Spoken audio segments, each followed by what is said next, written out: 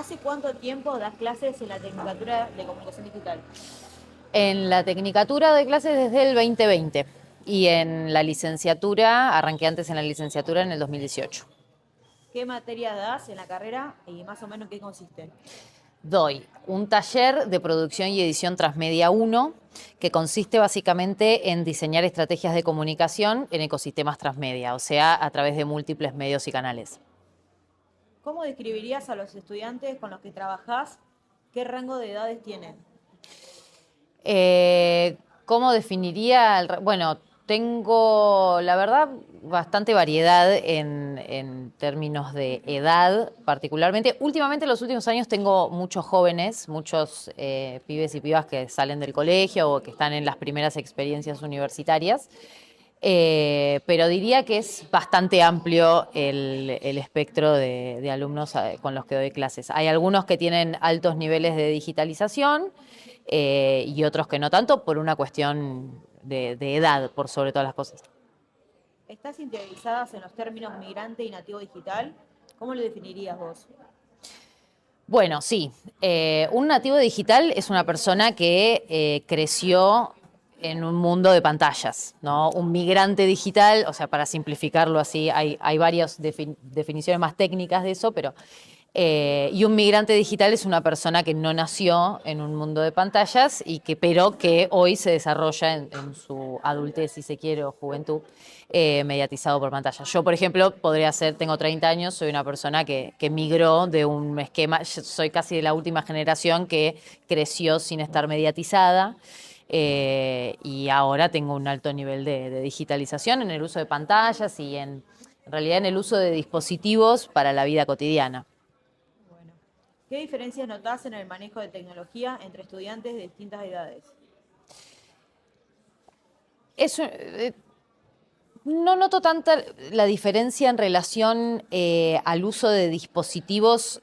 Uno siempre tiende a pensar el uso de dispositivos y al entender la tecnología desde esto, desde qué tanto lo entiendo, si aprieto un botón o aprieto otro. Sí noto mucha diferencia entre, no sé, pibes y pibas que hoy tienen 22 años, ponele, cómo entienden el provecho que se le puede sacar a la tecnología. Por ahí, no sé, en alumnos que tienen 50 años, por ahí no conocen tanto de algunas plataformas o de redes sociales y demás, pero sí hacen un uso mucho más crítico de la tecnología.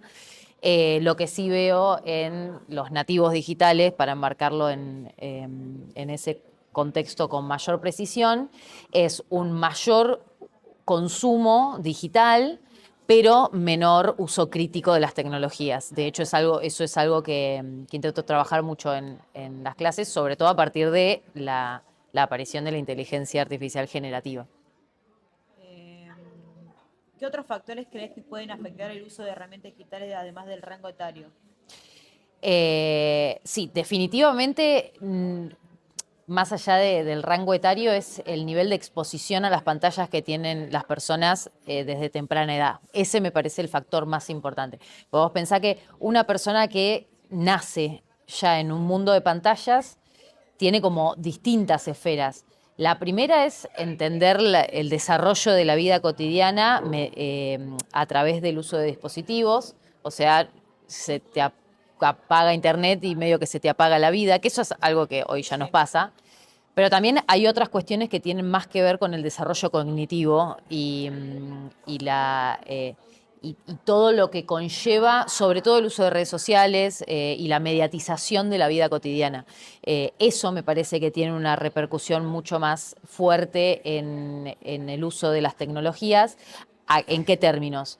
Un pibe o una piba que a los 3 años ya está consumiendo YouTube es una persona que a los 20 años va a tener un déficit de atención más alto, en la que requiere estímulos más constantes. Digo, es una cosa que a nivel educativo además se está discutiendo bastante. Hasta hace 5 años hablábamos, yo soy especialista en educación y nuevas tecnologías también, y me especialicé en esto desde que estaba estudiando. Eh, Y hasta hace 5 años estábamos todos hablando de cómo hacemos la universidad más entretenida, ¿no? Esta cosa de gamificar los procesos de aprendizaje para mantener la atención y esta cosa de que todos nos tenemos que divertir en todos lados todo el tiempo, que eso es algo muy, muy digital. Y hoy te digo todo lo contrario, que necesitamos espacios donde podamos ejercer el dilema, ¿no? El cruzarnos con algo que no nos sale y no tener asistencia de tecnología, es desarrollar procesos. Hay una parte muy importante que tiene que ver con el desarrollo del pensamiento y de la del criterio y de la capacidad de tomar decisiones, que la tecnología en la que la tecnología interfiere muchísimo, ¿no? Sobre todo esto a partir del estímulo y del acceso, de saber que uno tiene acceso a todo el tiempo, ¿no? Eso genera mucha, digo, en el contexto educativo, rompe mucho con el esquema básico, ¿no? Porque son otros tiempos y también el cerebro requiere otros tiempos para poder procesar mejor, ¿no? Entonces, yendo al eje de la pregunta, más allá de la edad, me parece que el nivel de interacción que tiene uno con las tecnologías desde temprana edad es el factor más importante a tener en cuenta a la hora de pensar el uso de tecnologías. ¿Cómo se trabaja la producción transmedia en la formación de estudiantes que ya son usuarios intensivos de redes y plataformas? Bueno, ese es un gran ejemplo de lo que digo. A mí me pasa que yo tengo alumnos y alumnas que están hiper archimega digitalizados, que consumen un montón de contenidos, pero no necesariamente hacen el link entre lo que consumen y cómo se pueden nutrir de eso para producir, ¿no? Yo siempre, la primera clase, todas mis presentaciones arrancan así. ¿Quién sos? ¿De dónde venís? ¿Qué consumís? ¿Cuál es tu canal favorito de YouTube? ¿Cuál es la red social que abrís? Digo, eso es, ¿qué libros lees? Digo, todo. Yo siempre digo lo mismo, la mejor comunicación es la que se hace desde el sentido común. Entonces, si nosotros no somos capaces de interpretar cuál es el sentido que vamos construyendo desde nuestra subjetividad, es muy difícil poder producir comunicación. Y lo que sí noto es que hay altos niveles de consumo digital, pero muy poca conciencia y análisis comunicacional de eso, ¿no? Entonces, ¿cómo lo trabajo? Lo trabajo primero siendo consciente de que, digo, estudiar comunicación no es lo mismo que estudiar cualquier otra carrera. Nosotros tenemos comunicación acá, tenemos comunicación acá, tenemos comunicación en todos lados. En nuestro campo de estudio es vivo y te lo enseña un libro, pero más te lo va a enseñar a hablar y ver, ¿no? Y escuchar y todo.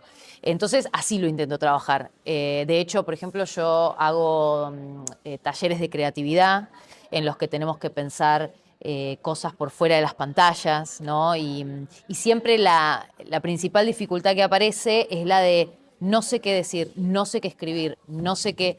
Y es justamente eso lo que hay que trabajar en comunicación. Porque después todas las herramientas que tengamos nos van a hacer escribir mejor, producir mejor, eso está buenísimo. Yo soy recontra fanática de la inteligencia artificial y me encanta hacer usos creativos de eso.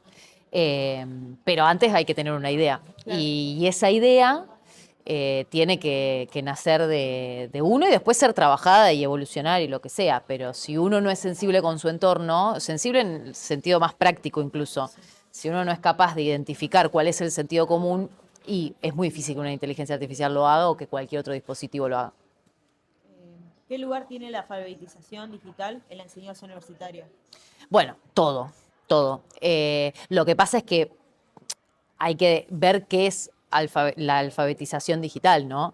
Y nosotros, la educación universitaria viene después de un ciclo primario, secundario, en el que el uso de la tecnología está dado muy por la técnica y por el dispositivo y no tanto por el pensamiento crítico. Para trabajar mejor con tecnología no es tanto usar la tecnología, sino pensar la tecnología. Y procesos que no necesariamente incluyen la tecnología, como puede ser capaces de resolver problemas o ver la peli completa de las cosas, ¿no? La tecnología aplicada, digo, un montón de cuestiones que no necesariamente involucran un dispositivo y que te preparan para poder hacer el mejor uso de la tecnología en función de lo que vos necesites o quieras hacer y no al revés, ¿no? Siempre terminamos como, me pasa mucho con mis clases, siempre terminamos pensando primero el formato y no, el formato llega solo si vos tenés en claro qué es lo que necesitas transmitir. ¿Qué desafío enfrentás al pensar clases para estudiantes con consumo digital tan variado? Muchos. ¿Qué desafíos? Bueno, lo primero, bueno, esto que hablábamos al principio de cuál es el límite entre hacer una clase entretenida y hacer una clase útil. Ah, sí. Siempre estoy pensando en eso, siempre, porque la clase tiene que ser entretenida, pero hay cosas que no son entretenidas y hay que aprenderlas igual, y aprenderlas en el sentido de atravesarlas y pensarlas. Siempre, y como te digo, yo crecí con el librito docente de decir, no, mis clases tienen que ser las mejores, las más divertidas, las más... Y ahora pienso, bueno, no sé, por ahí te tenés que aburrir un poco, porque de ahí también van a salir otras cosas que son necesarias para que vos conformes tu rol y tu perfil profesional. Y por otro lado, intentar estandarizar procesos, sobre todo con el uso de inteligencia artificial, hacer usos conscientes en el mejor de los sentidos, ¿no? De que realmente la inteligencia artificial sirva para generar mejores contenidos y no corregir inteligencias artificiales, ¿no? Me pasa mucho esto de que termino corrigiendo máquinas y a mí me encanta la comunicación y no me gusta corregir máquinas, ¿no? No porque la máquina es parte del proceso, ¿no? Está todo bien, pero eh, no podemos generar comunicación deshumanizada ya desde la base, ¿no? Entonces, que también digo, es difícil establecer un criterio en algo que está en pleno desarrollo y que yo daba, ni bien salió la inteligencia artificial generativa, daba una clase sobre esto, al otro año di otra distinta y este año doy otra distinta, porque eso es así. Entonces, el mayor desafío es como entender un criterio para abordar ese uso con algo que está tan en movimiento. Lo que yo creo es que igual el criterio para generar comunicación es siempre el mismo, entonces si nos aferramos al criterio y al propósito de la comunicación, bueno, ahí vamos a tener como muchas más puntas para pensar en dónde es que el uso de inteligencia artificial hace más sentido y no al revés, ¿no? De decir, bueno, le tiro esta consigna, que me la devuelva y ya está, resolví el trabajo. Pero para eso en realidad hay que trabajar más en promover y en motivar a los alumnos y a las alumnas a hacer comunicación y a apasionarse por eso, ¿no? ¿Qué crees que debería revisar o reformular las carreras de comunicación frente a los cambios tecnológicos constantes? Bueno, un poco tiene que ver con eso, ¿no? Como aferrarse a la base de la comunicación que pasa mucho en comunicación digital, que no está tan definido, o por lo menos los alumnos o las alumnas no tienen tan en claro dónde está el valor del comunicador digital y cuál es el alcance, cuáles son las competencias, dónde es que un comunicador o una comunicadora puede hacer la diferencia. Y me parece que eso es lo que hay que potenciar al 100%, porque eso va a dar mucha más seguridad y claridad a los estudiantes y a las estudiantes con respecto a lo digital en su totalidad, ¿no? Hoy nos pasa que por ahí, no sé, hay mucha demanda de saber utilizar herramientas, pero es como que hacemos un poquito de todo, ¿no? Entonces viene diseño multimedia y de repente te parece una carrera más interesante porque trabajan esto y nosotros trabajamos un poco de todo, pero no trabajamos en la especialización de la comunicación digital, que para mí particularmente tiene mucho más que ver con la planificación, con la capacidad de mover y coordinar piezas entendiendo la peli completa, ¿no? Entendiendo cuál es el objetivo de todo ese ecosistema de comunicaciones que estamos generando, cómo es que fluyen a través de los múltiples canales, qué perfiles técnicos se necesitan para llevar adelante.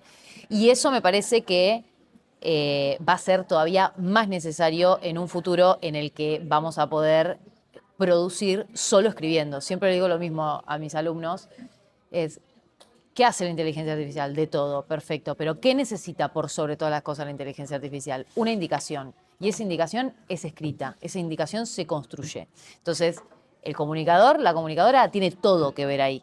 Hay que saber escribir, pero para saber escribir hay que saber pensar primero. Y me parece que todo, en definitiva, termina radicando ahí, en la capacidad de tener claridad para pensar y para transmitir.